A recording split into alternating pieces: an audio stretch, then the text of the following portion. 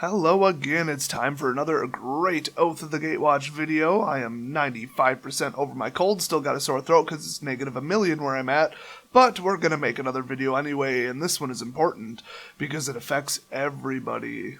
It's time to look into my crystal ball and find out what's going to happen to the prices. Don't you wish you could predict what would happen to the prices before you made certain trades or sold off certain cards or traded them in for in-store credit? Well, I'm pretty good at predicting what, at least what happened in BFZ. Pretty good at Origins, too. I held on to a couple cards and they doubled or tripled in price because there's a lot of sellers out there that just sell cards, and there's a lot of players that just play. But of course, I do both. I sell cards and play. So if I see a card like Infinite Obliteration, I'm just not going to sell it right away. I think that one doubled in price, actually. Now, of course, the overall trend is to go down in price over time. They'll usually drop, like cards on a whole, probably 30-40% at least over like 6 weeks. So like I said in my other video, if you want to not spend as much money on standard, just wait a couple weeks. I mean, the actual set and the block are going to be legal for probably over a year, I believe it is now. And there's plenty of time to just build another deck. You know, you don't have to chase around the meta and build every tournament deck. So if you wait long enough, you'll get some dollars out of it, which means early on is a good time to sell cards. If you have like an eBay account, or at the very least, trade them into local gaming stores for, in-store credit or whatever you want to do. But of course, there are those rare cards that fluctuate wildly in price, and the ones that go way up you want to know about so you can acquire some and not trade them away, and the ones that crash like you wouldn't believe are just as important because you really don't want to get burned by them. So if you say, oh yeah, that would fit perfectly in my deck, oh sure, $15, no problem, and pick up a set of 4, and then 2 weeks later they're worth nothing, that's a pretty big kick in the face there. So hopefully this will help you avoid it. A lot of these cards, I just can't believe what some of the card sellers set the price at. I mean, it's so far from reality, it's unbelievable. I've never seen such an inaccurately priced set ever. So, definitely you're going to want to watch this whole video. Now, I guess I'll run down the entire list of Mythics because people have an unhealthy obsession with Mythics. Everybody knows that they take up the rare slot in the booster. So you have the exact same odds of pulling one specific Mythic as you do one specific rare. They're printed exactly in the same numbers. Now, if you want to just pull a Mythic in general, they are less likely to happen than a rare. But if you just want one specific card, which is what everybody does, you're no less likely to pull it just because it's a Mythic. So I don't see what the big deal is. I don't know. They look cool. I like the symbol. Other than that, they are typically the most powerful creatures, though. But, obviously there's some good rares, some amazing uncommon, so it's not universal. But with that said, let's go through all 12. And in case you didn't know, it's a 182 card set, which is a very, very small short set. So there's only 12 Mythics instead of I believe there's usually 15. So let's start with Chandra, Flamecaller. She costs 6, she's going to go down. That one's simple. Crush of Tentacles. It's good, but it's not that good. Blue doesn't tend to toss out arbitrary spells, so you can't surge yourself. So it's really only good in Two-Headed Giant, but, it's a board wipe. There are better ones. It's not really going to be played in Modern, so that one's probably going to stay right about where it is, because, an 8/8 is no joke, but it's just not a very good card. They got that one at $2. I'm going by Card Kingdom prices, by the way. I really don't know why I don't like their prices, but whatever. General Tazri. 5 color is never going to happen. He's going to probably even go down from 150. And the fact that he's legendary, forget it. Being an ally doesn't even save him. And he's only a 3/4 for 5. There's just nothing good about him. Inverter of Truth. I think that might maybe show up in some kind of Modern deck. I mean, it is flying. That's cool. It's black, and it doesn't have the new colorless for the cost. It only has generic mana for the cost. So that means it could go in something, but it just screams Modern. And people, I don't know, they just don't seem to think it goes in any particular Modern deck.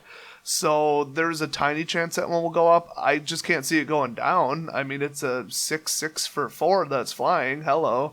So I definitely like it, but it's actually like the way it's structured, the fact that its power and toughness are so high compared to his cost, implies that the effect is actually a severe negative, and it really is. I mean, just think if you did that on turn 4 or 5, you would lose if you can't win with them really quickly.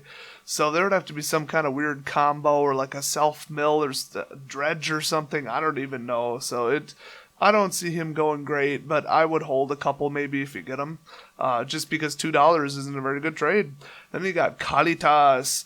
He's $8 right now, and he's really, really good. I could see him in Modern. I could see him in Infinite Combos. I mean, I could see just anything. I mean, it's just unbelievable. I suppose Infinite Combos would be hard because it's a creature your opponent controls, but you never know. I mean, he has lifelink. He's a 3/4. He's a good creature, but I don't know. It's kind of, he's just a standard creature. I think he's a little bit worse than Drana, so he's probably not going to go up much, if at all. So nothing real hot happening with that one. But the next one, Kozilek's Return at $20. What the crap is going on here? So it is like Drown in Sorrows almost. It's a 2 damage across the board to each creature on the battlefield, including your own, for 3. And it's an instant instead of a sorcery. Red doesn't really have anything like that I know of. I mean, I don't play Modern that much, and I really don't play Red that much, but that looks nice. And then the next part is so specific. It's just weird. I mean, now I gotta stop at the Devoid, though, because Devoid means if somebody has like a blue anti-magic that says cancel red or something, or somebody has, I don't know, even protection from red wouldn't really matter, but something to do with red. This isn't a red spell, it's a colorless spell, so that's kind of neat. But whenever you cast an Eldrazi creature spell, so you'd literally have to be playing an Eldrazi spell for this to go off, and then cost 7 or greater. Oh boy. And you have to cast it, not put it onto the battlefield. So you have to literally cast the creature summoning spell naturally by paying its mana cost. Then you may exile him from your graveyard, so he doesn't have to be in play. That's cool. Well, it's not a him, it's an instant. And then it deals 5 damage to each creature. And it's not considered a red source in that case. So that's kind of interesting. I mean, I still don't think it's going to be big in Modern because of the Eldrazi part, but you never know. So this one, I really think it's just not good enough. I mean, if it goes in a Modern deck, which I think it will, you're not using half the card. I mean, it's just strange. So I definitely think that's going to tank. I mean, this price is going to go down the toilet faster than Goblin Pile Driver. It's one where it looks good until you really think about it, and it just isn't. Next, Kozilek, who the hell knows? I mean, he's about as good as Ulamog. He looks impossible to cast, but if you get him out, great. I mean, he'll be hot in Standard. Might show up in, I don't know, Tron or something. I don't know.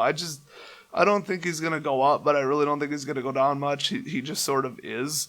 You know, he's kind of the whole storyline from the set. Next, we've got Linvala. I think $8 is exactly where she should be, and I think she's going to stay there. She might creep down a little bit, but, you know, will she go on a Modern deck? I don't even know if there's an Angels one. I haven't seen it, but, you know, her effect is good. She's just a solid creature, but she's not like, whoa, that's an infinite combo exploit waiting to happen, you know? Next, of course, we've got Mirror Pool, which is at $8.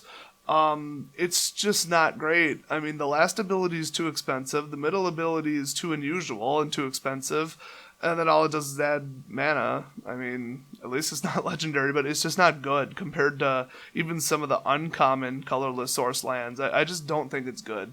I mean, if you were to get way, way, way up in the mana count, like if you're playing like classic standard Eldrazi, this would be good, but I'm definitely thinking that this is not going to be like the land that you have to have or your deck will fall apart, so definitely going to go down from $8. Next up, Nissa, Voice of Zendikar. Why is she only $20? A 3 loyalty planeswalker that costs 3. Oh my gosh, and the first thing she does is make herself bigger by bringing out a useless bodyguard that can chump block. And then -2, she can do that without even self-destructing people. Put a 1/1 counter on each creature you control. So then you've got counter decks. I mean, she's hot in Modern, she's hot in any green deck at all. And then the -7 is just unreal. I mean, that's just universal. You could have 4 lands on the field and it would still be devastating. So I think she's going to be huge in Modern. She's going to be huge in Standard. I wouldn't be surprised if she hits $30 or $40, so do not trade her away right away. there's just no reason for her to hit like $15 or $10. And of course we got Sphinx at the final word. Oh, shocker, they made a Sphinx that costs too much and nobody wants it. So that'll be very lucky to stay at $250.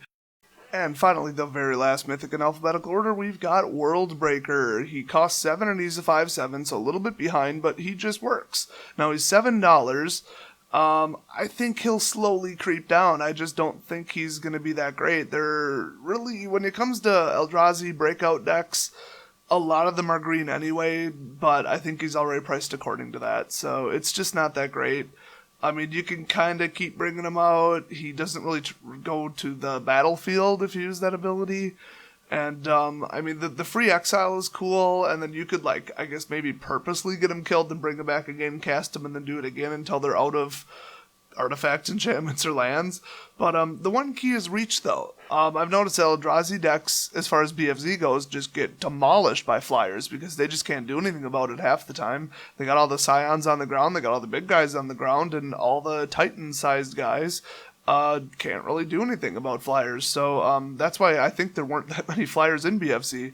So the fact that flyers are kind of prevalent in OGW, I think this guy will be important, but he'll never hit like $20. He's not just like the key guy. So that's my breakdown of the Mythics. Not a whole lot surprising there, but at least a little bit of advice to get you started. What you won't believe are the costs of the rares. Some of them I think are like literally $10 underpriced, and some of them I think are massively overpriced. So you'll definitely want to watch for the next video. That's going to come out very shortly that covers what I think will happen to the price of rares.